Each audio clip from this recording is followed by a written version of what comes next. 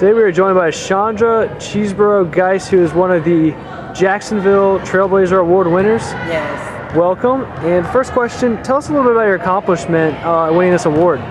Well, the Trailblazer Award is, I believe this is the second year for the award, and I'm grateful that I have been nominated for the award. Excited about the award, and it is an award that is given to someone who has probably like the first or left their mark in the event that they were accomplished in, I believe.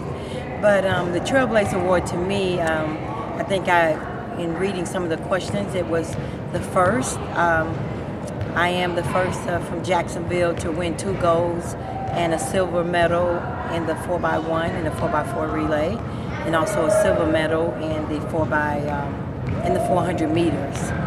So, are those accomplishments you kind of always dreamed of doing as a child? Well, I wouldn't say those were the accomplishments. I know that in running track and field, I knew I could go to the next level. At the age of 17, I made my first Olympic team as a junior in high school. I was 17 years old, and I made the 100-meter finals as an 11th grader. So those were great accomplishments as a youngster. So I knew that I still had a lot more in track and field to give. And how did you go about accomplishing all these great goals? Well, track and field was something that I took up after my sister was running track in Jacksonville, Florida. I had a sister, well, my sister was a high jumper, and she was a state champion high jumper in Jacksonville. She was offered a scholarship to Tennessee State, and she came to the summer program, but she decided that she didn't want to go to Tennessee State. It was too far away from home. And when she came back from the summer program, my mom and her, I told my mother that I'm going to come to Tennessee State and I'm going to make her proud of me, and it happened just like that. I met Coach Temple in 70, that's when my sister came, and then in 1975 I was in the Junior Olympics.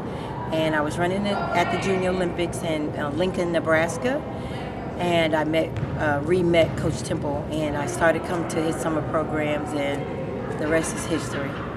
And after you kind of made that history at the Olympic Games, what was kind of the next step for you in your life after accomplishing so many great accomplishments? Well, I went back to high school, was an average high school kid, didn't take fame, it didn't go to my head, so just did all the normal things that everybody else did.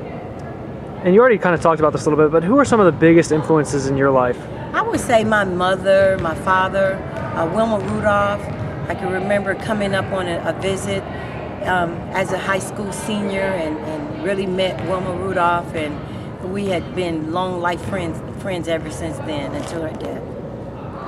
And when you talk about athletes or anybody in general, they face some tough tests. What were some of the tough things that you had to learn from or experience over time? Well, I went through a battle of drug addiction, experimented with that a little, dibble and dab with that, and I think that was overcomer, a big overcomer. But those things that I forgot the year. It's been a long time now, but thank God for that.